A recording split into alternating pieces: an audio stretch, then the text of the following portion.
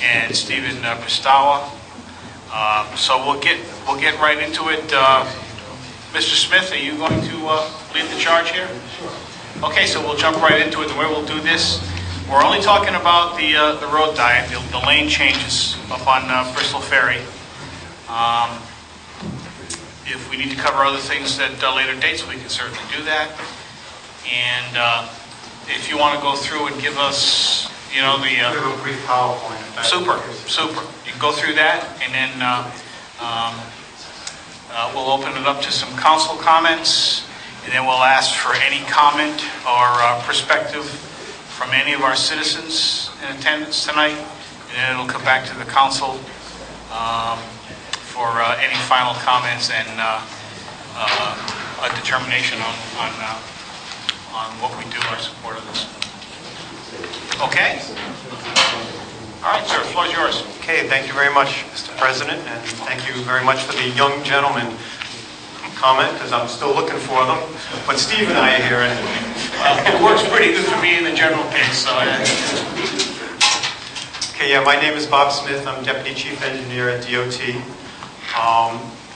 And this road is going to be resurfaced as part of our pavement preservation program this spring. It's a program where we take a certain percentage of our roads that are not really bad, but starting to decline, and we try to extend their service life. As part of that project, we thought it would be a good opportunity to implement the road diet, and I'm just going to go through a brief PowerPoint on the road diet. Road diet is consistent with the Rhode Island DOT's Strategic Highway Safety Plan. It's one of the 9 proven safety countermeasures that Federal Highway supports. The countermeasures are low-cost safety improvements that you can do on virtually any project to increase safety. In this case, we are doing the road diet. That's basically a lane striping. Involves striping only, so it's very low cost, and it's one of the proven safety countermeasures that the federal government supports, that all departments of transportation look into on their projects. So what is a road diet? Well, it's a reduction in excess travel lanes to achieve some desired improvements. And the key word is excess. You would have to have, as you can see in the bottom bullet there, a certain traffic volume or less. And a rule of thumb is about 20,000 cars a day. Might not be something we'd want to try on this section of East Main Road here, because the volumes are about 25,000 cars a day. But on other roadways with a lower traffic volume, it's something that you can look at to increase safety. It eliminates the multiple threat scenario. That is when you're either going to walk across the road or drive out of a side street, and someone stops for you, and you pull out in the next lane, someone comes along and cracks into you. It reduces different types of accidents like side swipes, angles, and rear ends. It's been proven to reduce the operating speed. Usually on the ones that we've done, they've been between 3 and 5 miles per hour on average. And the lanes that remain have increased lane and shoulder width because there are less, obviously. So that provides more space between opposing lanes of traffic. It provides more room for bicycles, pedestrians, and more clear zone to objects outside the pavement limits. I don't know whether you can read this, but basically it's a chart of about 15 other places where we've done this in Rhode Island since 2009. Of particular interest on this chart are the 3 locations in Portsmouth where we've already implemented this. Turnpike Avenue, the adjacent section of West Main Road to this project, and the northern section of East Main Road have all had road diets within the past 5 years. They've all experienced a reduction in operating speed and accidents along each corridor. As you know, we also did Park Avenue even before this, back in 2004 or 5. We reduced that from 4 to 2 lanes there. Across the state, we've done 14 since 2009, and there are some of the percentages of accident reduction in different types of accidents. Angle and side swipes, significant accident reduction has been achieved, as well as a 7% reduction in what we call the 85th percentile speed. That's the speed that 85% of the drivers drive slower than the 85 percentile speed. We typically use that when we're looking at speed on a roadway because the top 15% tend to blow the averages. You have a guy drive at 60 miles an hour and that kind of throws things off. So in the industry, a standard is to look at the 85th percentile speed, which is where the majority of the drivers are driving. This is just a map of the study limits that we're looking at. It's Bristol Ferry Road from Boyd's Lane and the bridge down to the intersection with West Main and Sprague Street, about 1.2 miles. In this area, the road is about 40 feet wide right now. It has about 12,900 cars a day. That's the AADT, average annual daily traffic. It's adjusted for the average day. If you took these counts, say, in December in front of a mall, the AADT is an adjusted figure that would bring that back to the average because that would obviously be higher. Speed limit is 35 miles an hour. That 85th percentile speed existing right now is about 45 to 47 miles an hour, and the average speed is somewhere between 41 and 43. 5-year period from 2008 to 2012, we had a total of 48 accidents or crashes. 70% were attributed to side swipe, rear end, or angle, types that could be corrected by this type of an improvement. 2 crashes were fatal, and in 2013, outside of this study period here where our accident data we had 2 more fatal crashes in 2013. There's a picture of the existing lane configuration. The lanes are about 10 feet wide on average. That's on the narrow end. If you try to pass someone on this road, it's tight. It's not impossible, but it's tight. Especially if someone's coming the other way in the other left lane. No shoulders and 5-foot sidewalks. This is the proposed configuration. It'd be a center turning lane, 2 lanes, and an increased width of shoulder for bicycles, pedestrians, mail delivery. This is that proposed recommendation in words: 2 11-foot travel lanes, 10-foot center turn lane, and 2 4-foot shoulders adding up to 40 feet. The volumes here are reasonably low. In 2030, we're projecting that 12,900 vehicle per day figure to go to about 13.9, which is well under the recommended threshold that we typically use as a rule of thumb. It was brought up at the first time that we came out. If there was a toll, there would be diversionary traffic. I believe the reevaluation of the EIS looked at that, and the consultant that did that study estimated about 1,200 cars a day might use Bristol Ferry Road as a diversionary route. So if you add that figure, or even a much larger figure to this, it's still well under the 20,000 cars a day that we would expect this to operate well. Based on past experience, we can expect considerable reduction in angle and side swipe crashes. The shoulder widths will help pedestrian and bicycles also. I think some of these things that we would expect here are similar to what we've seen happen on the northern end of East Main and Turnpike Ave and the new one we just did on West Main. So again, those were successful implementing this, and we expect the same here. The road is really not that much different than those are. Here are a couple before and after pictures of East Main, and we showed Atwood Avenue in Johnston, where a section of that we would have done a road diet because it's somewhat similar to this section of Bristol Ferry Road. It was a 4-lane road before. It's mostly residential, similar traffic volumes, and the road diet. There we didn't do a resurfacing, we just ground off the striping and put back. So this is just a brief presentation to sort of bring you back up to speed on where we are with this. Again, it's the road is expected to be resurfaced a year later this spring. We could do a temporary experimental striping first if the town desires, if people are uncomfortable with what it might do. We've done that in other communities. We just take the road that's there, grind off those stripes, put down the proposed, and let it sit for a month or so, check it out, see how it works, and if it's not satisfactory, when we resurface it, we go back to this.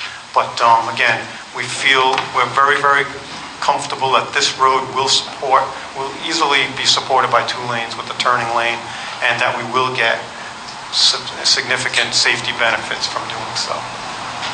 Okay, thank you very much. So, first the council, start with you, Mr. Blaze. Any comments? Thank you, Mr. President.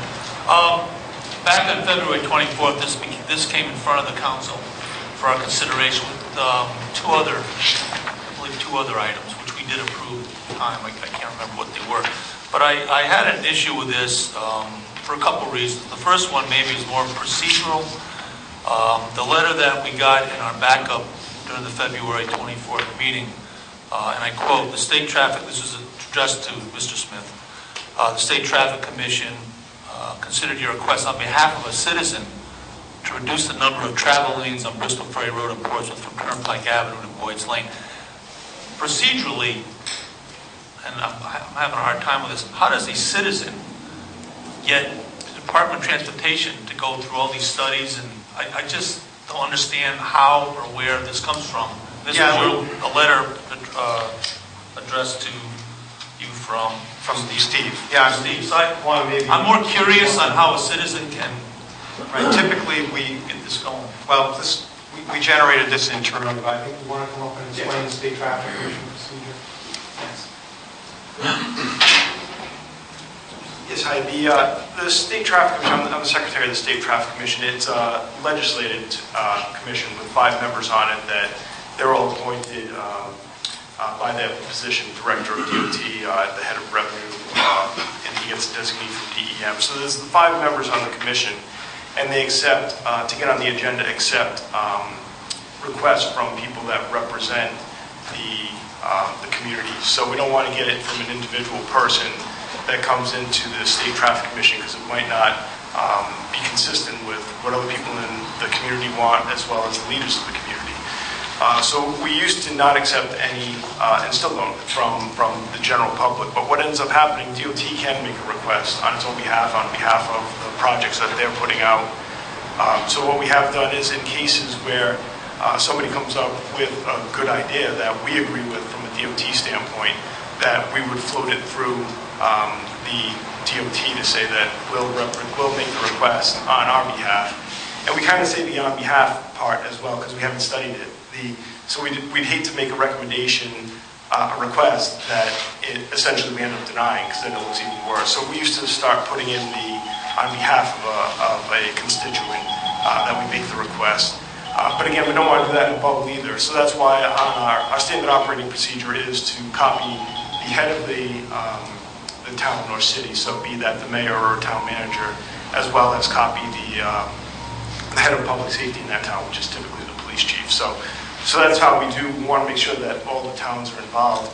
The way this particular one came up, it was on when West Main Road went through the State Traffic Commission and was approved. And I'm not sure if it was in the papers, but somebody on Bristol Ferry Road had heard about it and said, you know, we're the same thing as West Main Road. Can we get one here?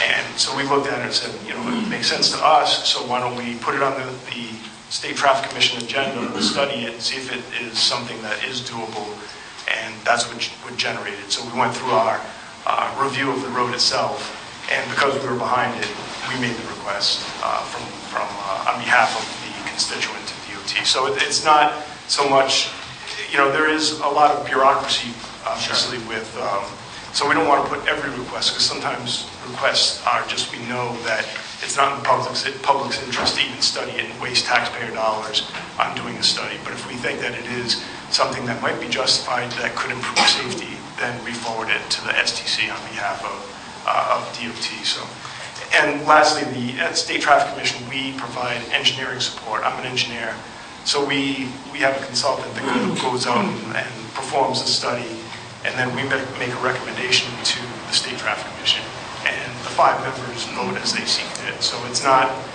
while we provide the support and we do all the paperwork, the State Traffic Commission is not a DOT function, it's actually a state function. It's just surprising to me that we don't hear about all this until we're actually voting on this. So I guess my recommendation or suggestion would maybe give the town councils a heads up that you're doing studies on these roads, that we aren't kind of blindsided the night we're supposed to be looking into this and, gaveling it, okay, let's do it. That we'd have a little, at least know that, oh yeah, we know the DOT's been over there, they're studying it, so something's coming down the pipe for us to decide. I'm just saying, it was kind of a surprise that one citizen could actually move the DOT without anybody knowing on this dais. Right. And there is that we had mentioned that before. I mean, we definitely could have done some better outreach. It is kind of a standard operating procedure. We don't know who is we know who's the head of the town, but like in the city of Providence or any other city, would it be the city council, or do you go to the mayor, or how many levels of community people do you go through? So that's why we typically try to get the people that tend to send us the most requests, which is typically town managers and police chiefs, and we copy them on our correspondence. But it is something that we can definitely modify to include. And I think as a result of that last meeting, there was discussion about reaching out to all the Aquidneck Island communities relative to when DOT projects. I think that would be important. The only other thing, and I don't have an issue with the road diet that you have planned, except for this.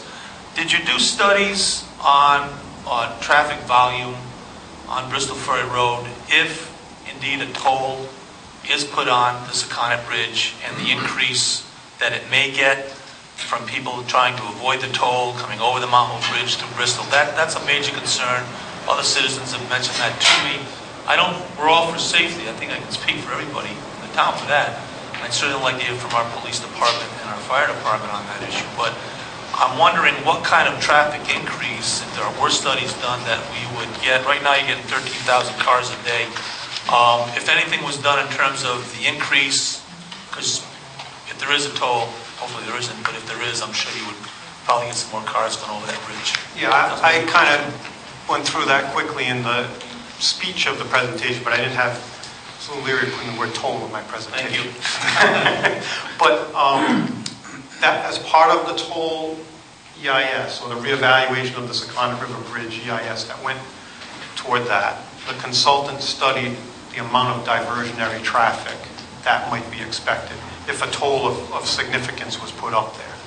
And they came up with a figure of 1,200 cars a day, as opposed to 12,000. So about 10%. So again, a lot of factors go into that. We had to bring someone in who's done this nationally because we really don't have any expertise in-house about that kind of thing. And they came up with this figure. If you add it to what we've got, if you have no confidence in that figure, you could double it or triple it, and we're still pretty far below what we would consider the threshold. And one thing I didn't really get into in the presentation, but a controlling thing about most road diets we try to implement is how many traffic signals are in that road. When we did East Main Road, I think it has 3. And you find that when you take the 4-lane road and make it only 1 in each direction, at each signal now the cars queue up. And the more traffic signals you have, the more careful you have to be about doing a road diet. Here there are none. So the opportunity for that isn't really there. And so we feel like could even be well above 20,000 on a residential type road like this without traffic signals, and be able to comfortably still have the 2 lanes. So the study again did say about 1,200 cars a day for what it's worth, and adding that to the existing volume or even the projected 2030 volume keeps you well below our 20,000 rule of thumb threshold. Thank you. Okay. Is anybody else? Okay, well, go ahead. Thought we were going around. Thanks for your presentation. I like the temporary experimental put the lines in and see how it works idea. How long would you do that for? We can work it out amongst ourselves here. The paving usually happens in the summer when temperatures are good for paving. So We're holding off the contractor until this issue is resolved. We did it in a couple other communities where we put it down for 3 or 4 weeks. The first couple of days of any change is sometimes a little chaotic. I would say the first week. Yeah. Okay. I remember going through the light at Park Avenue quite a few times when... Exactly. So you want to kind of let traffic settle in and find its balance, and then, give it a couple of weeks to just let it run. Do it while school is still in session, so you can have a school bus stop and see how it works under any possible scenario. And then once we get comfortable with it, or uncomfortable, but we would usually say a prescribed period of time, at least 3 to 4 weeks. And then, based on direction we get from the town, proceed with the paving with whatever striping is decided upon. Yeah, I did see that slide. I was confused about the numbers too, as was Mr. Blaze. So you came up with like 1,200. There was a slide in there that said like potential traffic 13,000 or something like that. That was the 13.9. There you go. With just straight projection into the future with no regard for diversionary traffic. Right. I mean, that's an unknown variable. Expected. Okay. That's not a lot. So, you didn't count a lot more vehicles. Yeah, well, projecting for that road, projecting 16 years into the future, it went up by about 1,000 over what it is today. It's not a lot. Because during the last 20 years, we've had sort of a household change. When young people like myself were kids, there was 1 car per household, and traffic volumes have really escalated over the past few years. Projecting into the future, we're kind of maxed out at every available driver per household has a vehicle, so that can only go down. And in Rhode Island, we're reasonably built out. We're going to still have increase, no doubt, but the projections, we don't expect an 80s type increase in traffic volumes that we got. So, these are all estimates. Traffic volume, you count it today. Tomorrow it's a little different. It's always based on averages. Yeah. But we expect it to go up by about 1,000, and then you would add any diversion on top of that. Because I am on the fence about this. On the one hand, I like the road diet on East Main Road when I drive it, because, as you say, the traffic flows and people that are turning left are turning left. But when I'm on Turnpike, not on Turnpike, but if I'm coming into Turnpike, if I'm trying to get onto Turnpike where the road diet is, I'm sitting there for a long time because of that same thing, because the traffic is flowing and I'm just waiting and waiting and waiting and waiting. So I don't know that it's going to help a lot of the people that have driveways. Into the 1 lane? Yeah, to get into 1 lane, because now you've got a stream of traffic that seems to never stop. Right now, with the 4 lanes, that stream presents itself in the double thread. It's a little bit more spread out, but if you have that one first person let you go, and you don't see the other car, it's very, very dangerous. So and with the center turning lane, you've got to cross, you can get in there and wait, and then get into the other side. And again, with these volumes, it really should be pretty easy. And some of those accidents that you mentioned were DUIs, weren't they? I think there were 4 fatalities. I think the fatalities. 2 of them seem to be anomalies, a fatality and another one with a construction vehicle or something. Yeah, but the other which 2, wouldn't even have they were fatalities. I certainly didn't want to brush them off.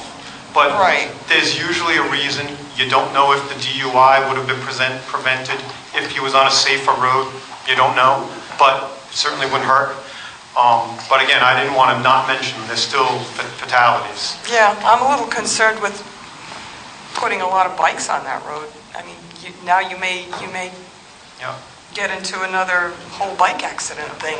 That was an issue that was mentioned at the last council meeting also. And again, it's not our intention to make it a bicycle road. Right. We could put more in the center turning lane and narrow the shoulders. If we wanted to make it a bike lane, I would have proposed a 2-lane road, 12-foot lanes and 8-foot shoulders for bikes. That would be 4-foot shoulders, the bare minimum that standards allow bicycles to ride there and call it a bicycle facility. And that's what you're going to have. Is the that's what we would have. Shoulders. We could. We only it have. Doesn't seem like a lot. This is 4 feet. Right. It's not a lot. I ride a bike and it's It's better than nothing. Yeah, But it's better than nothing. we could certainly give more to the center turning lane and take a foot away from that as well. I mean, we try, it's our policy to try to accommodate bikes whenever we make improvements to a road, because there is a rather vocal bicycle contingency and for a reason. Well, I'm But- glad that you were saying that you're going to pave the road anyway, is what is your point, right? Right, we're going to pave the road You're going to anyway. pave the road anyway, so it's just a matter of how you're going to stripe it. I'd rather be having these discussions before we do it Right. than after. Okay, thank you. Thank you. This is a good start to get you down here. I'm looking forward to the other conversations. John, you forgot it was Park Avenue and Chase and Boyd's Lane that we'd like to speak with you as well. A couple of random thoughts in here. First off, with new tar, people are going to want to drive faster anyways, I would guess, because you get a nice smooth surface. So is there any thought of dropping the speed limit on that road? I think it's 35. 35. Yeah. And most people are driving 10 over. I actually drove the road one direction yesterday, the other direction today, and I think there's one speed limit on that whole stretch. It's not very well identified. Maybe that's the way the state calls for the signage. But my first thoughts were, why not just drop the speed limit? And I know there's, probably more cons to that because it doesn't work apparently. People are gonna get into a flow. So I understand there's some limitations to going that route. So the road diet does make a lot of sense in a lot of ways. Some of the questions I have, you mentioned there's no stoplights, but actually there's one on each end of this stretch, okay? The one at the West Main, I don't view as a big deal, other than the fact people have pointed out that it's actually, coming north, you end up in 2 lanes, and people still are taking a left-hand turn from the lane that is now designated to go straight to Sprague Street. So you're going from two lanes into 1 lane. The other stoplight I'm more concerned with because of if I understand things, you're going to end up with 1 lane that's going to lead to either taking a right on Boyd's Lane or taking a left on the Mountain Bridge. I was talking about stoplights between the ends. You bring up a good point. The stoplights on either end, before you get there, will open it back up to 2 lanes. Gonna open it up. So you'll have people in their right lanes for turning movements. Also, the stoplights tend to be the controlling factor that will get that traffic through so the other ones don't have to wait. We typically open up the lanes at the traffic signals. Certainly makes sense. On each end. The other given is there will always be work on the Mount Hope Bridge. And, getting to the Mount Hope Bridge, what type of congestion we can expect. So I'm all for your idea of doing a temporary road, doing a temporary change to the road. It certainly would make sense to start that way.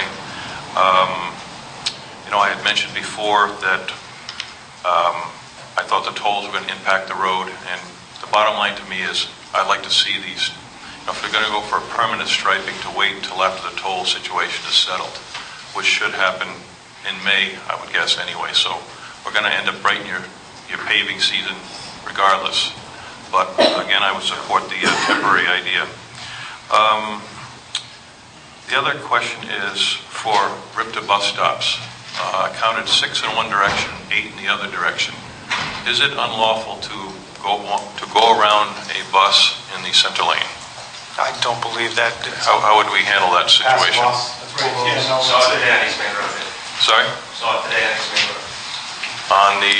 I don't know the part of East Main Road. Yeah. Multiple cars went around the So- bus. But was the bus pulled over? Yes. Okay. But is that something we want to see? Is that legal? You can pass the bus. It's okay to do? Not a school bus. Not a school bus. The Not a school bus, you can right, pass. right, of course. Maintain it there. Right, okay. Let's see here. And the last thing was, I had brought up about the bike path. Certainly a 4-foot width is, a little bit better for a bike, riding on that road. I certainly am a proponent of a family-friendly bike path. Our rail to trail, I'm hoping we go through in the future, because I don't think that road will ever be safe for family biking. And I originally had said I thought that was a driver. You convinced me that is not a driver for the road diet. So, thank you very much. Thank you. Anybody else off the council? Okay, let's see. Give me a show of hands. Who wants to come up and say something at the podium? All right, if we can, Chief, you first, please. Seeing how you're in uniform and armed. And if I could, if everyone could come up and keep your comments to a couple of minutes, that would be good. Certainly focus them on helping the council get to the action that you think we ought to be taking here. Chief. Thank you, Mr. President. Thank you for letting me speak. First of all, I want to say that I am a resident of the area and live off of Bristol Ferry Road, and I'm not looking to make it into a parking lot. I've heard from my neighbors on both sides of this issue. I do want to say I strongly support it in the interest of public safety. When we looked at the accident reduction for the section of East Main Road from Turnpike to Park Ave during the 5-year period before the road diet was placed, there was 117 accidents. After the road diet went into effect, there were 53 accidents. It's a 55% reduction in accidents. So on public safety reasons alone, on accident reduction, I'm in favor of this. And just on the other side, for Bristol Ferry Road, I know they put up some statistics. Looking back just from year to date, going back on that section of Bristol Ferry Road, 67 accidents. That's a lot of accidents on one section of road. We believe this will improve accident reduction and also be safer for our pedestrians and people riding bicycles. If you went through there in the winter, the sidewalks, especially this winter, completely covered with snow. People were walking out in the street in a lane of traffic, and cars were having to go around. So I just want to stress that I definitely support this. Steve Pistar did meet with me shortly after taking office. We go through a number of accidents, causation of accidents, and suggestions for roadways improvement. That information might not always filter back up to the council, but they have reached out to me. And we did meet and did discuss all of these planned projects and studies. I just wanted to make that clear that they have reached out, at least at my level, I certainly have. So, that's my Thanks, piece. Chief. Any questions from the council for Chief Lee? Thanks, Chief. Chief Cranston? Thank you, Mr. President. I would just like to echo Chief Lee's sentiment. We ran similar studies at the fire department to see the traffic accidents that we responded to on the area of East Main Road before the road diet and after the road diet. We don't respond to all of the accidents that the police department does, obviously, because we only go if there's a hazardous condition or a personal injury. But we also noticed a 48% reduction in the accidents before and after on the East Main Road side. So we strongly support this initiative, and any attempt, obviously, to slow people down and make the road safer, the fire department is fully behind. Okay. Questions from the council? Thanks, Chief. Peter Roberts, 80 Elmhart Avenue. One of the things I wanted to find out is when they did the study, the majority of the traffic on this road are at 2 certain times, between 2 and 2.5 hours. And so if you say 13,000 cars, that's in that time limit. That isn't all day long. So when you come to those times, that is really going to make a big difference here. So that really, if you did calculate it, that's a lot more than that amount of traffic when you do it in that short period of time. Another problem is the accidents, I believe, that have been on that road and also on East Main Road had to do with the design of the roads coming onto the road.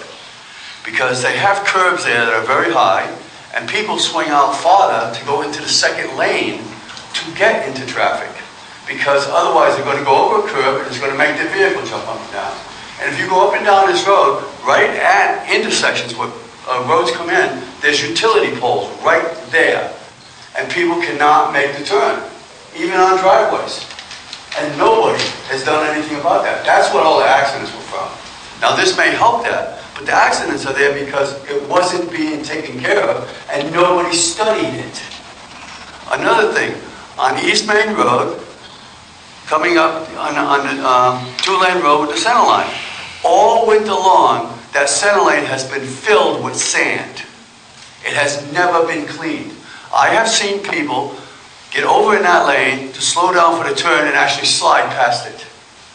I saw another time down at Dexter Street, somebody was getting into the turn lane, and I guess they saw traffic was a little ways up there, so they sped up a little bit to make the turn, and they did a donut right in the road because of the sand. DOT is not removing the sand. It's been there, and everybody's seen this, okay? And there's people who are scared. And how many times do I see people are going to make a turn, and they bring the front of their vehicle into the turn lane. They leave the rear end in the lane of travel. This happens all the time. So you have to stop because they don't know what they're doing. No one has been educated on how to drive in this. And that really needs to be taken care of.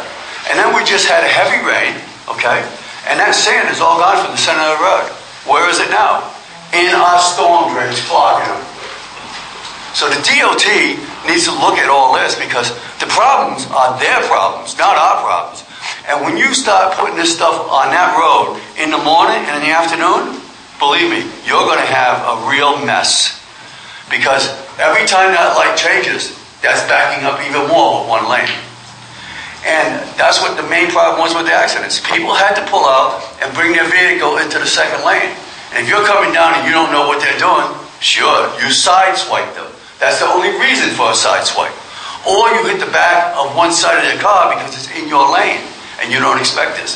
Now, as far as pulling out into that road, if there's two lanes, you can see when the passing lane is open and get out in it. But if there's only one lane, when that traffic is heavy, you're not getting out. You might as well go down and come up out the other way and come on to West Main Road and come back through the light. Because it's not going to happen. Thank you. Okay. Who's next? Yes, sir. Do you want me to introduce myself? Yes. Yeah. I'm Martin Crimmins. I live off Bristol Ferry Lane. I pretty much take exception to everything he just mentioned. That's okay. That's okay. This isn't debate night. Okay. Speak your piece about how you feel, and we'll move on. Yeah, I mean, I basically there's just people have ignored the speed limit completely. They just simply are, especially in the morning. There's too much cars coming at too fast a pace, and 48 miles an hour. They're absolutely going faster than 48 miles an hour in the morning. And it's just unbelievably fast. I've come down there, and especially at night, trying to make a left-hand turn at night, going towards Hope Bridge. It is absolutely dangerous. I'm from Boston. I know danger on the road, so I get it. And this is very, very dangerous. This has to go through. I am scared to drive that road at night, and I hope it goes through. Thank you very much. Thank you. Okay. Yes, sir. My name is Dan Williams. I've lived on Bristol Ferry Road for 30 years and 1 month, so I've seen every iteration of Bristol Ferry Road from when the Mount Hope Bridge was closed and I lived on a quiet country road for 2 years to the speedway that it is every other day. And I've seen people go through utility poles. I've seen people hit head on. I've seen people stop trying to take a turn who were hit from behind, and because their wheels were turned and into the other lane, got hit head on. I've seen a little bit of everything in a long period of time. I have a 17-year-old daughter who I have been telling for years and for months since she got her license never to drive in the center lane because of the danger of distracted drivers coming across the center line. And I said, there are utility poles on the side, but they're every 100 feet or so. Your chances of getting between them if somebody bumps you are safer than if you're in that center lane. So I've seen a little bit of everything. I appreciate what the chiefs have said about the accidents that they've seen, and DUI or not, I do believe that space on either side, center lane, bike lane, would allow for a lot of mistakes that people make and would get away with them. I'm a big supporter of it. I think I've lived Turnpike, West Main, and East Main very happily since they've happened. I was a little concerned before that, but since then I'm very happy with all of the issues around each of those roads. I'll also say that my only concern about Bristol Ferry Road would be heading down towards the bridge. I live down near that end of the street, and on a Friday night, Thursday night in the summer, you can get a pretty good backup heading down to that traffic light. I do believe that can be controlled better with the traffic lights, but also it is that they're all lined up in one lane to take a left. That would still be the case. Those people who are going to take a right onto Boyd's Lane or go straight down Bristol Ferry will still have that double lane at the end to get down the end. So I really believe that it can work and it won't really change things. As it relates to the tolls, I think most of the people who were dead set against paying any tolls, I might have been in that category for about a week or two, have already made up their mind which way they're going to go. And I think whatever traffic you get there now, you're going to get, even if the toll goes in. In the morning drive, my daughter is St. Philomena School, so at 7:30 I'm driving one way on Bristol Ferry Road and experience all of that, school buses and everything.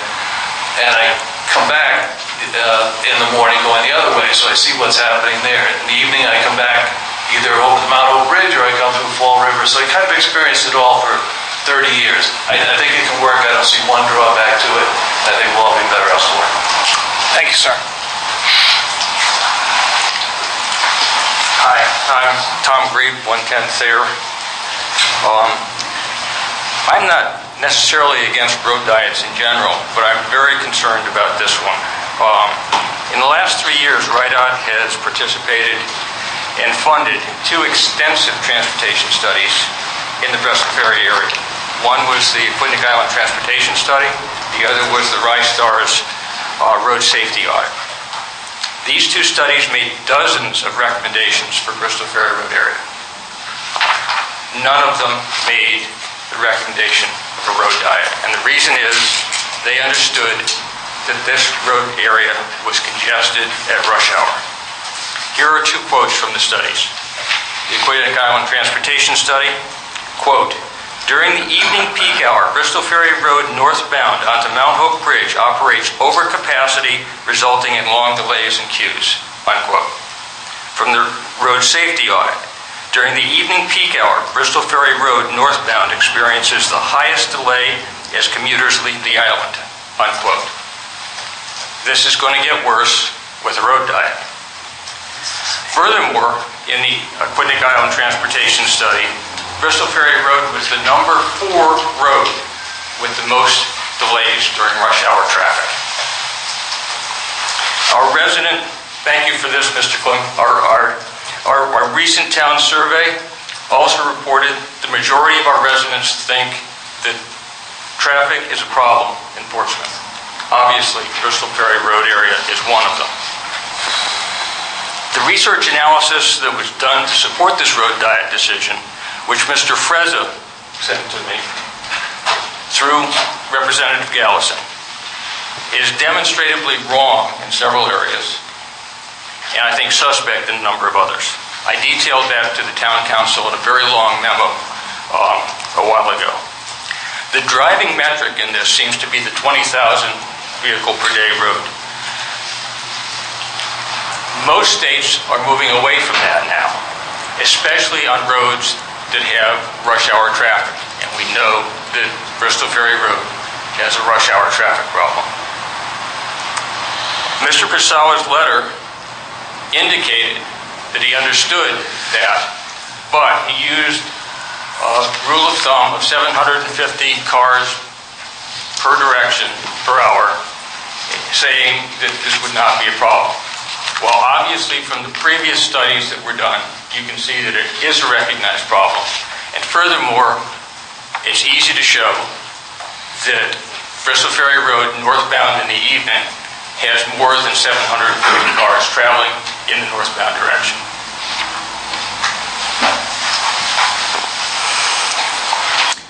Because it reduces there are also some other effects that this road diet will have that were not mentioned in any of the studies I've seen from RIDOT. Because it reduces the road's vehicle storage capacity, the backups get longer. And it's like dominoes. If you have one long string of dominoes and you flip one over, it takes a long time to get to the first one. You put 2 strings up there, you flip the 2, and they go faster. So you can move cars quicker with 2 lanes. You cannot do that with the 1 lane. Because of that, impatient drivers are going to start looking for alternates. And the right-hand turns off of Bristol Ferry are going to be really easy turns. People will parallel Bristol Ferry on Soares, go down to Boyd's Lane and either hope to get into a shorter line on Boyd's Lane or decide to get out of the traffic jam entirely and go for the Secana Bridge. The 14-stop bus line also is a problem to me. Now, I don't know that there is a law even on the books that says what you can do, but I was behind a bus on West Main Road going southbound, and I was one car behind the bus. The bus stopped. By the way, this is where the road diet is on the bus. The bus stopped. The car in front of me stopped. I stopped. The car behind me went around. The car behind him went around. But the car in front of me, seeing that the car in front of him, or the car went by him, decided he would pass, and now these two came out together. I think the bus stop is a terrible thing waiting to happen, and I think really if you're going to do this, you need to have turn-offs to the bus to get them off of the road entirely.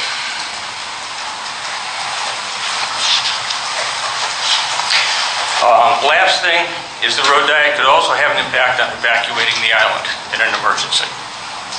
Bristol Ferry Road is the major artery to one of only 3 ways off this island. If you cut its capacity in half, that's a major blow. And should something happen to compromise any of the other 2 ways off the island in an emergency, that could be disastrous.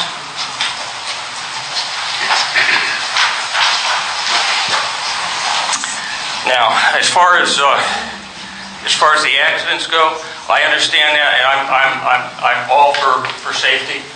I think that lowering and enforcing the speed limit is a better way to go because it doesn't reduce the capacity, doesn't create these backups, and I really think that there's a better way to do this through lowering the speed limit.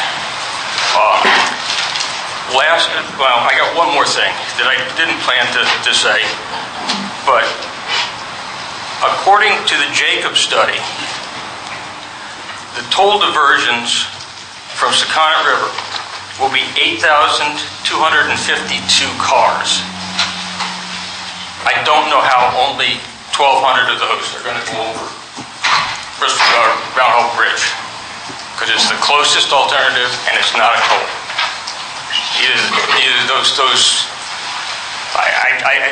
Today you don't have pleasure drivers or trips that can be reduced. Okay. Last but not least, I wanted to do one more thing, and that is to thank you all for the time you're spending on this. I appreciate it, regardless of what your decision is. I am grateful for the time you spent on this. And I do appreciate it. Thank you. Thank you. Thank you. Yes, ma'am. Hi. I'm short. My name is Norma Jones, and I actually live off of Bristol Ferry Road, north of the bridge. One of the things that I was concerned about is being able to get there. If the road diet goes through and there is one lane that's heading north, then I feel the congestion there would make it very difficult for us to get down. There's over 200 residences that are north of that intersection that I feel would deeply be impacted by this road diet. One of the other things that I am concerned about is regarding emergency egress. As the gentleman before me said, this is an island. I come from Pennsylvania. We don't have islands. And it's been somewhat of an adjustment these last 3 years living here to know that there's only 5 roads that cross from East Main to West Main, and that if I want to get off the island, there's only 3 ways. We, from our development, can see the congestion that happens on the Mount Hope Bridge when it's construction and we're down to 1 lane with alternating traffic. And I'm sure our police officers who have to deal with that type of construction don't really like that, because you get gridlock. It goes back to the intersection with West Main and Sprague.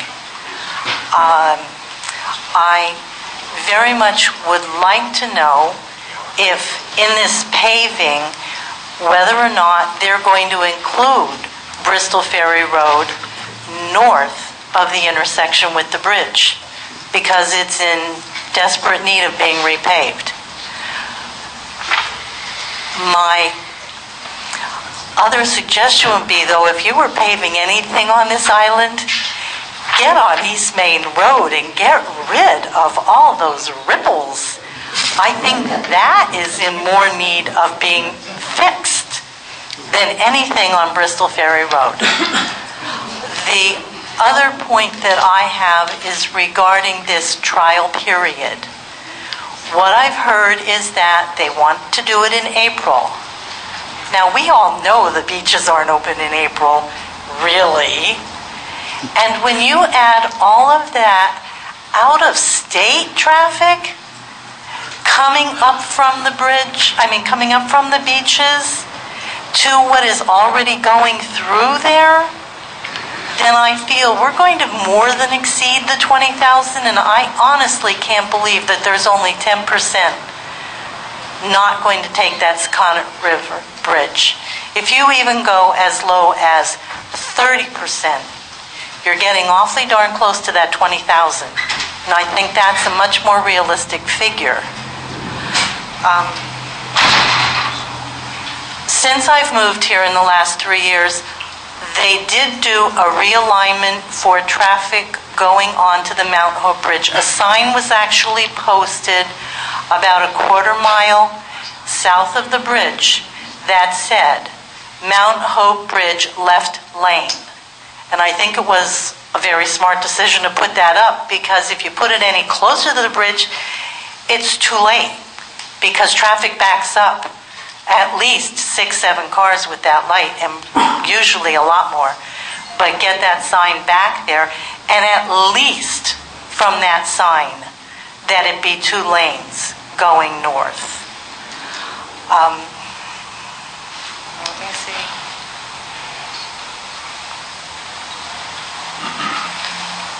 Regarding the summer traffic, which is inevitable, I really think that this trial period should be more than 3 or 4 weeks before summer starts.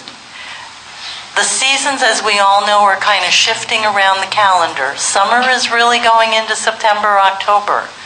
And that I think, at the very least, this trial should run through June. So you have some of the summer traffic, that you know what chaos is going to be created by this. And there's no reason why it can't be done in September after school goes back, not before school lets out. And we have a clearer idea of exactly how Sakonnet River traffic is going to change with or without a toll, and how the influx of visitors, and let's face it, visitors is a good thing for Rhode Island. We don't want to discourage them and say, get lost, literally, at that bridge. The turnaround is kind of counterintuitive for someone to continue going north to go south to get back to Newport. Just today, we saw a person in a vehicle go through that intersection, pull over into the left-hand lane, which actually is not forward-coming traffic, but still, pulled over, turned back, pulled over, and I said to my husband, we should stop and ask her where she wants to go because she obviously doesn't know. So to keep those dates in mind as far as the trial is concerned. And again, look at East Main Road. See if we can't fix that first. And thank you. Thank you. I have to tell you, I am amazed coming from Pennsylvania that this town council is so receptive to input from the citizens. I just feel more respected as a resident of this town. Thank you very much. Thank you.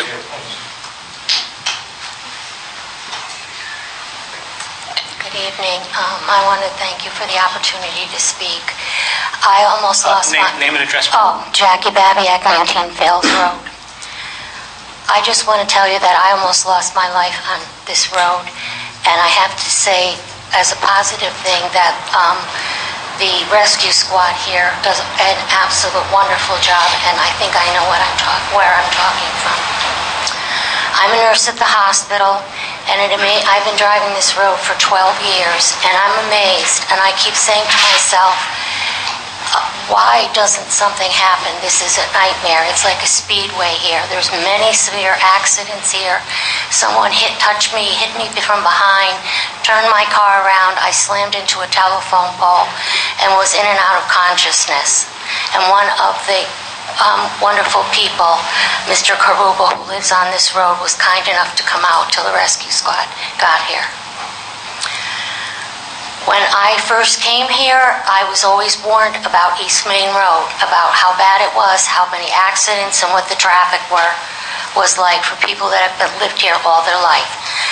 I understand people are concerned about the backups. I get that. I understand that. But I think we have to set our priorities, and I think safety comes before anything else. Thank you very much. Thank you.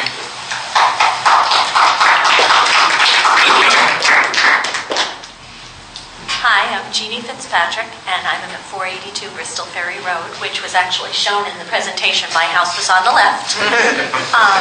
And I want to thank one of the council members who brought up coming off of Dexter Street onto Turnpike, which is where my mother lives. During rush hour traffic, I cannot get out of her street. And that's her street, and that's where the road diet has already begun. My house, which was shown in the presentation, the traffic backs up trying to get to the bridge during rush hour at night past my house. And I'm at least a quarter of a mile from the bridge. So if you say that you're going to have one lane and there's enough room for 8 cars to be there, the traffic is going to back up all the way back down to West Main Road. Because right now it backs up past my house, and that's just in the left-hand lane, never mind the right-hand lane. With 2 lanes, the traffic flows and there are breaks in between where you can get out into traffic. As soon as you only have 1 lane, I loved when people kept saying, when the first car stops to let you out, you have to watch to see if the second car... When was the last time a car stopped to let you out into traffic? But with 2 lanes, I can get in and out of Miller Lane is where my driveway is. I can get in and out, but I can tell you at night I can't even get to my house, and I did what somebody else here mentioned. I take the back streets, Cherokee, Boyd Lane, come up, try and get through because I can't get to my driveway. So I know the issues that have come up. I do know that there are safety issues, but you have to take into consideration if they're already backed up to my house during rush hour traffic now with 2 lanes, where is that traffic going to back up to when you only have 1? Thank you.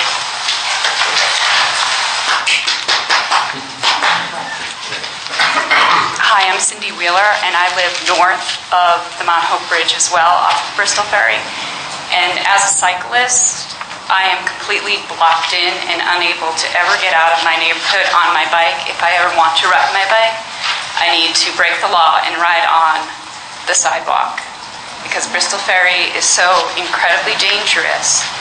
And my daughter's best friend has lived right down the road on Bristol Ferry, completely unable to just, at the age of 13, when she was 13, she was unable to ride her bike there because you can't do there. You're just completely trapped. And also, I obviously drive down at rush hour. I drop my daughter off at the high school, and I find that if there was the center lane for people to be taking that left, going, that it would be much safer. People have to really take an aggressive turning stance to take a left onto that road, and you feel like you're driving down the road and all of a sudden someone's heading right towards you because they have to try to get before those two cars are coming on the other lane from the oncoming traffic, and I just don't see any drawback. I will be stuck in rush hour traffic going home, and I will accept that to improve the safety for everyone traveling on the road because it's incredibly dangerous as it is. Thank you. Thank you. Hi, my name is Tom Walsh, 120 Carnegie Harbor Drive in Portsmouth.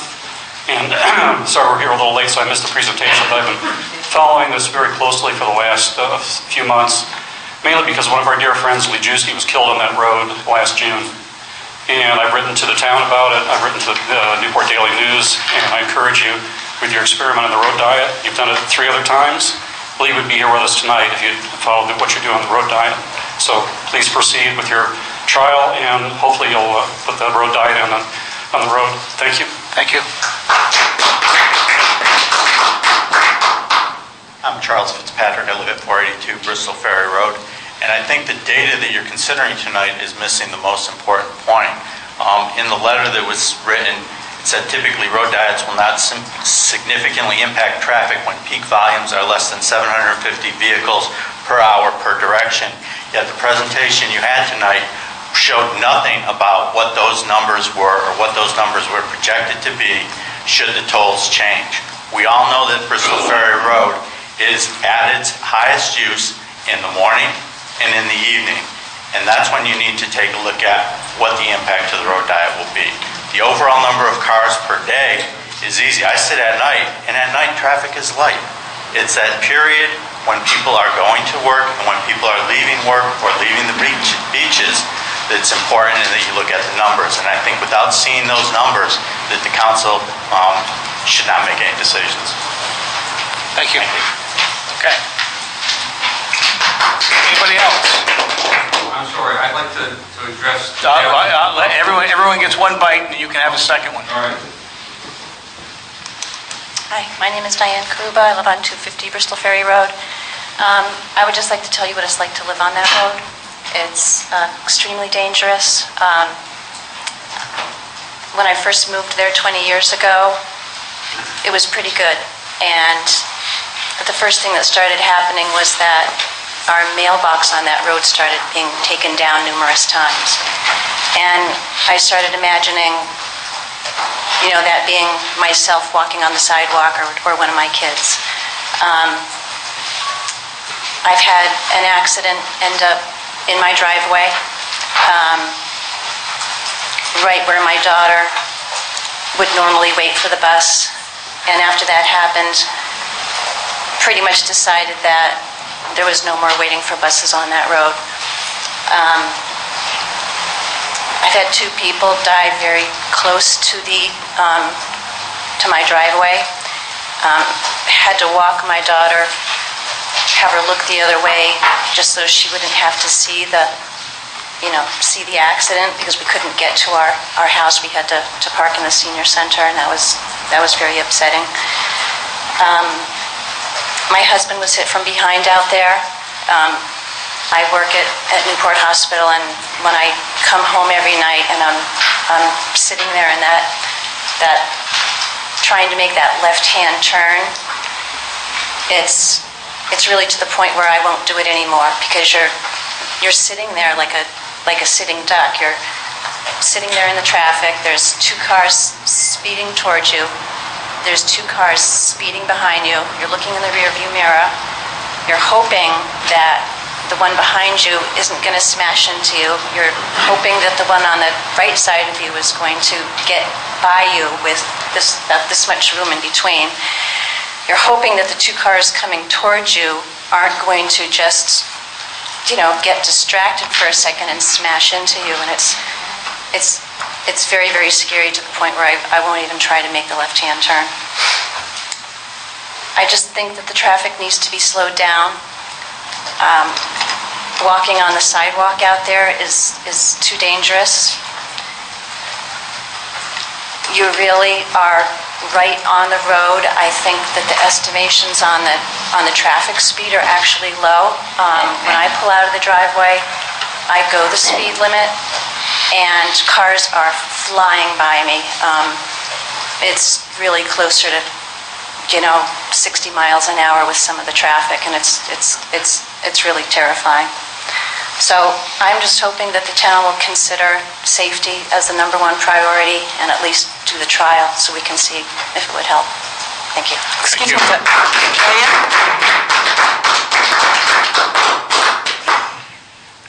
Good evening, Al Shimkus, 241 Bristol Ferry. I was a witness of 2 of the 4 fatal accidents near my home, as was the young lady that spoke before me. I think the context of the diet is significant, and I think that I'm unequivocally in favor of that based on safety alone. Thank you. Thank you.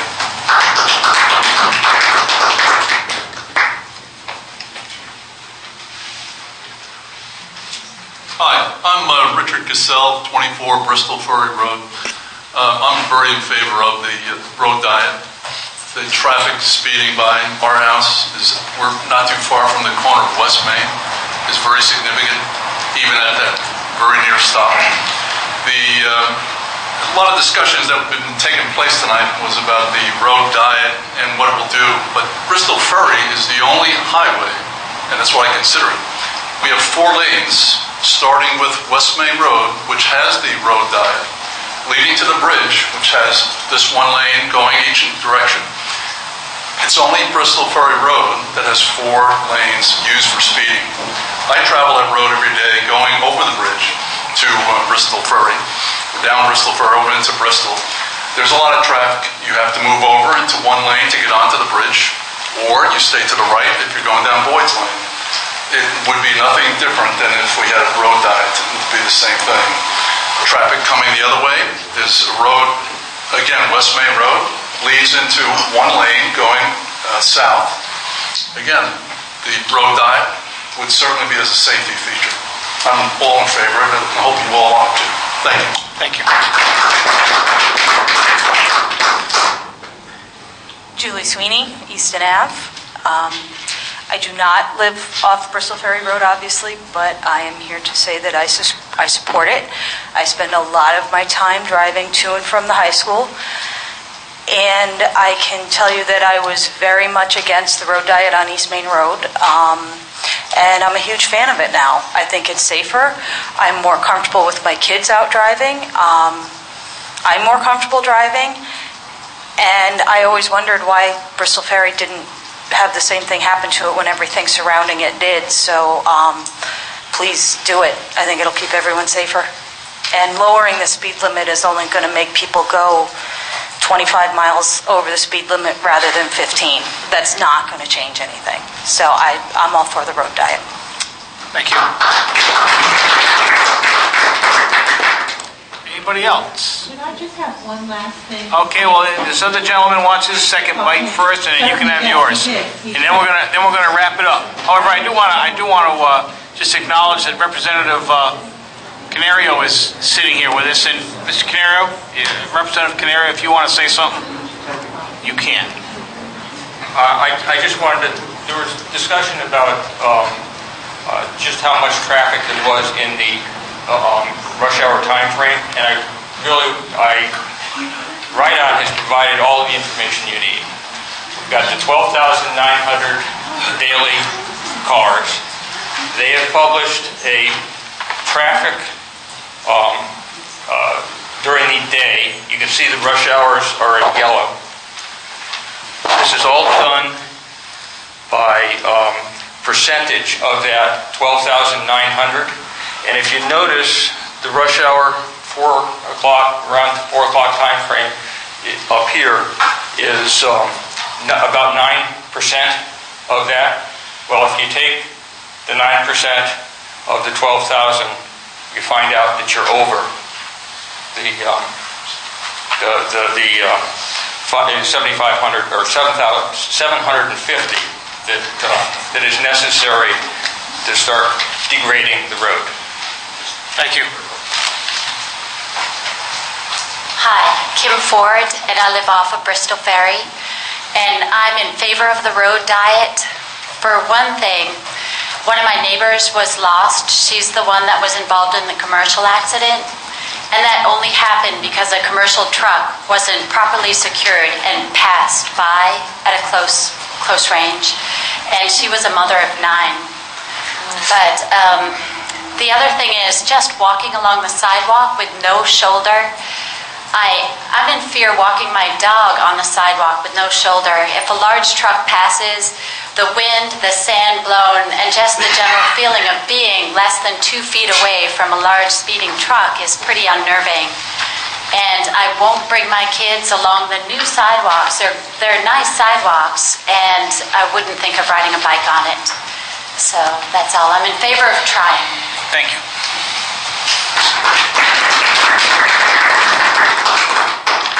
This is going to be very brief, and it's basically in response to some things that were brought up, and that's regarding why is West Main Road on the diet, and why is Turnpike on the diet, and this section of Bristol Ferry Road not on the diet. And I just want to point out that you have 3 roads merging there. If you are coming north on this island and you want to go over to Bristol or Barrington or up that way, Mount Hope Bridge, you're going to be coming up Turnpike and going there. If you are coming up from the name of that company that I can never remember. Raytheon. Yes. If you're coming up from Raytheon and you want to get off the island and go that way, you're coming up West Main, so there's a heavy amount of traffic there. If you're coming up East Main and you don't want to go on the Sconnet River Bridge, you're going to come up Sprague Street, because Boyd's Lane's a mess. It's as bad as East Main Road. Lots of potholes, not good drainage, just a mess. So you're looking at 3 roads merging into one in 4 lanes, and now you're telling me you're going to get 3 roads merging into one with 2 lanes and a turning lane. And I'm not against safety by any means, and I feel terrible for the people who have lost loved ones to traffic accidents. Truly I do. And I'm not adverse to having a trial period. But in order for the trial period to be valid, you really have to do it over the summer. Yes, ma'am, you made that point. Okay. Thank you. That's all. I just wouldn't want anyone to think that. I don't think there should be a trial. Okay. Thank you. Anybody else? One last comment? All right. All right. Very short. This is a no-brainer. This is about safety, pure and simple.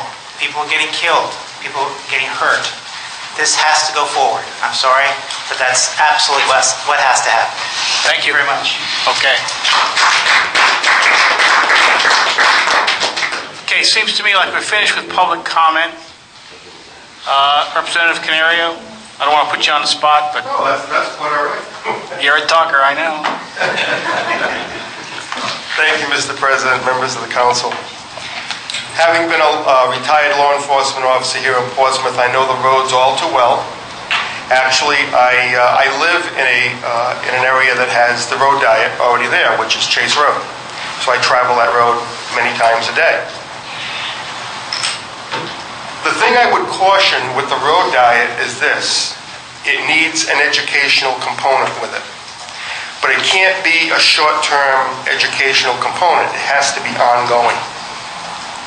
I see near misses almost every day on Chase Road. When I get in, I have to wait until I get on top of my street to get in that middle turning lane, because what happens is people coming the opposite way are in that middle lane as well to maybe turn down Park Avenue, which is way too soon.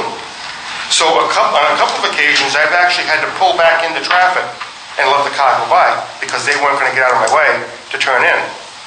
Ironically enough, on the way here to this meeting tonight, I saw a situation that could have been very tragic, and that's at the Dunkin' Donuts intersection on East Main Road. There was a car making a right, heading northbound, making a right-hand turn into the first driveway.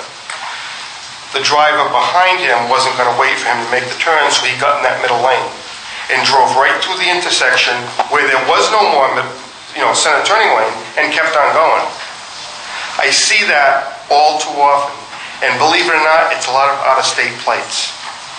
So this is why I say, does the road diet work? Absolutely, it will cut down, but you need to have that enforcement component that goes along with it, and it cannot be short-term.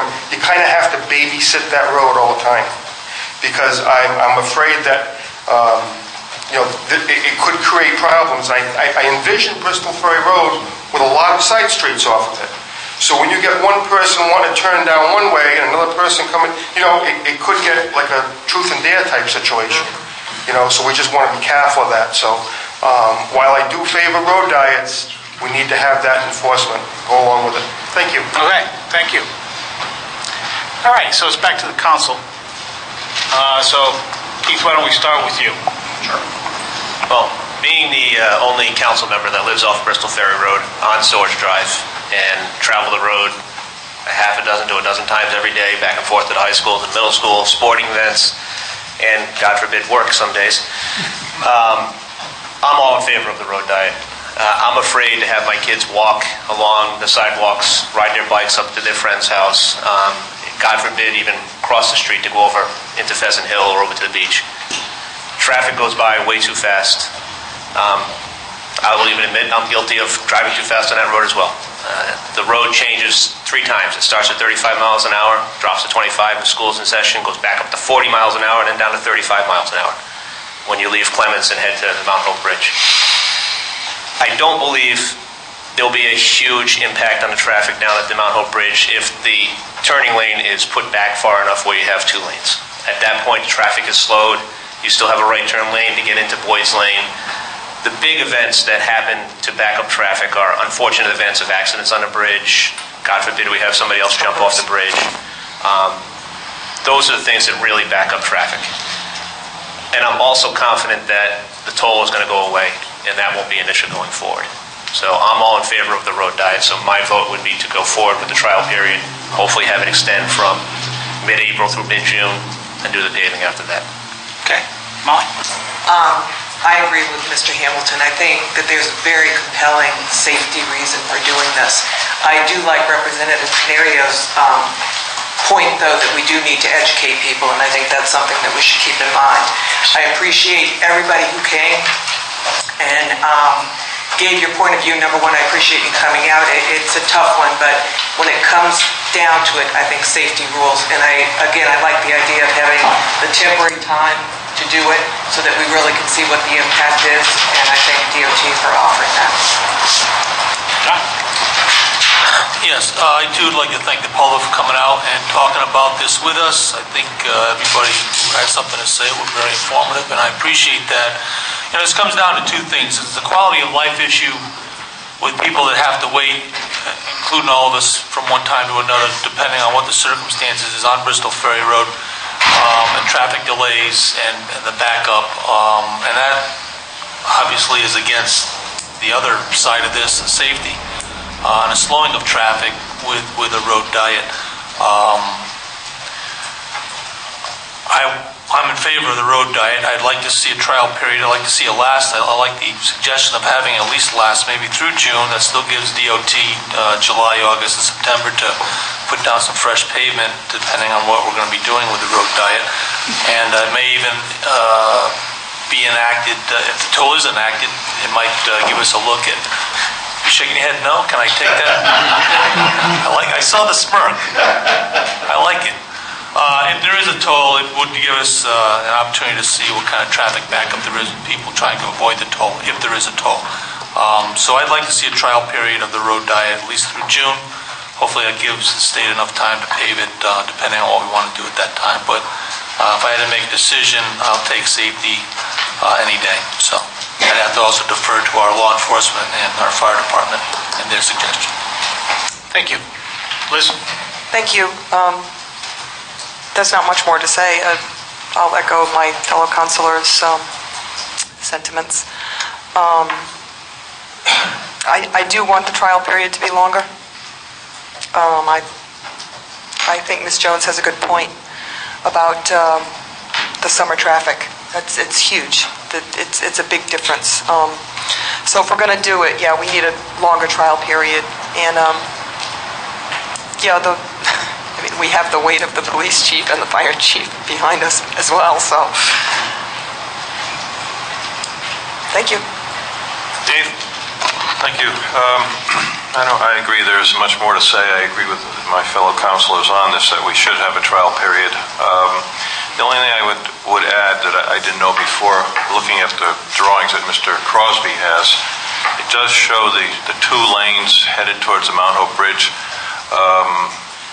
going from a single to a double lane at about Barker Lane. And I think they might want to take another look at that, because I don't think that's far enough. That's probably about 1/8 of a mile, I would guess, at best. So that would be one recommendation you look at. Thank you. Okay, well, we've heard from our residents. We've certainly heard from the public safety contingent. I thank you for that. You've heard from the council. I mean, I would agree with the comments here. I think that some sort of a trial period will settle the questions that were raised, the concerns that were raised, and we'll see. So I would certainly be in favor of going forward with that trial period. That said, somebody want to make a motion? You started. No, go ahead. Go ahead. Be my guest. No, you had another comment. Go ahead. No, I was going to make a comment, but then I was going to wait for the motion before. Comments are always welcome. Go ahead. Is there any way that we can get that lane turning off onto Boyd's Lane back down from Barker? Someone from the Mr. Smith? Yeah, come on up to the podium. Because I agree, that's way too. I didn't realize that either. That's way too short. You're still going to have that comment was made several times. We'll definitely take a look at that. And what the appropriate length of that should be, and just to make sure that people can take a left back the other way. I'm not clear. I'm not sure off the top of my head what's on the other side of the road, but we can certainly look at that. If there was a queue of cars, what would it block in the other direction? But a handful of driveways in Miller Lane. That can definitely be looked at. And even after the left lane turn tapers in, you've still got the center turning lane that people will use if the queue is long enough. So like the gentleman said, taller gentleman came up here near the end and said, it's going to be basically the same thing approaching the bridge. Everyone in the left lane that's going over the bridge and everyone in the right, that's still going to be there. Well, it will be the same thing if you back that way past Barker, because it won't be the same thing. Long enough. But again, even past where the bay comes back out and opens up to a turning lane, it's only striping. Nothing's preventing people from queuing up behind the guy in front of them back into the center turning lane. It can go as long as it has to, really. Because I'm concerned people are going to be driving through Mr. Hamilton's neighborhood to avoid. I honestly don't see it being much more traffic coming through, but it is a possibility, and I'm more than happy to have the police sit in my driveway and watch it. Absolutely. Okay, so you've heard the discussion, you've heard some of the issues come up and whatnot. So I believe we're inching up on making an actual motion. So if we do so, can you live with a longer trial? A longer trial into June? Just give us a taste of the summertime traffic. I'll get back to you on what. The only thing is it's an active construction project. Right. So we have to assess. We have to make sure that it's not going to delay the ending of the overall project. But it sounds like a reasonable thing that we could try to accommodate. Okay. I assume if there's a motion is made, it'll come to the DOT and we can send you our official response saying we're going to, based on... Yes, we'll get let you know what we can go up to. We'll get it written up exactly so you can see what we're asking. So, I will make a motion after a couple more quick comments to Mrs. Jones' point. I think you've heard a couple of other comments about other roads in the area that need some help. Yes. Specifically East Main Road. Yeah. I think at the last meeting there was mention of the bumps. We've had someone go out here and take a look at them, and we're going to try to have some of that ground off as part of that Bristol Ferry project through the same contract. But the northern end of Bristol Ferry that someone else referred to, I don't believe that's a state road. But you're more than welcome to repave it if you want. We take handouts. Mrs. Jones, did you hear that about East Main Road? Mrs. Jones? Oh, I'm sorry. You heard that about East Main Road, and we are... Not doing our part of Bristol Ferry Road, is that No, what we're asking. We're trying. Oh. But your part of Bristol Ferry Road is a town road. So it is in the overall scheme of things to be repaved, but I don't know where it fits in. I'm not sure with all the snow days we had this year, just when school is going to get out. So when we say June, school may not be out. Right. Yeah, we'll do the best. We'll do the best we I can. believe we're about the 19th right now for the end of school. Okay, then it would at least include when school is out and the summer traffic is really going to start. Got it. We've got this. Okay. How about that motion? A motion to request the DOT repave Bristol Ferry Road with the road diet and to have that trial period commence through July 4th holiday. Yes, after July 4th, that's perfect. Oh, boy. Okay. All right. That's the best we could ask. We got a motion, and it's seconded. Any further discussion? Motion, please. You wouldn't be actually repaving it. No, restriping. You said restriping. Sorry, Sorry. you said repaving. I will restate that. Restriping before you repaving, right? Okay. Restriping Just to get the motion. before repaving and have the road diet trial period through the July 4th holiday. Very good. My apologies. Okay. Moved. Seconded. Further comment? Thankfully. Okay. All in favor? Aye. Any opposed? Okay, the ayes have it. So we have a plan. We will get you something written. Mr. Klim, can you and Gary take care of, sending them something they can utilize? Motion to adjourn? So moved.